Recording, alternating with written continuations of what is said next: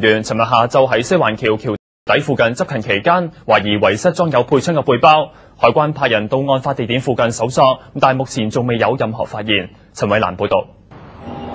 據海關報稱，懷疑遺失配槍嘅關員喺內港至西環橋橋底一帶進行反走私、反偷渡行動嘅期間，發現唔見咗自己身上裝有配槍嘅棗紅色背囊，唔見咗嘅配槍為長管左輪手槍，裏邊有6發子彈，而背囊入邊嘅棍狀電子巡邏讀卡器亦都一同遺失。海關喺接報之後，已經隨即喺案發一帶，即係西環橋橋底附近進行搜查，亦都派出蛙人喺西環湖進行第2階段搜查。我哋尋日收到呢個消息之後呢，已經展開一個地毯式嘅搜查。咁今朝到而家呢，暫時係未發現我哋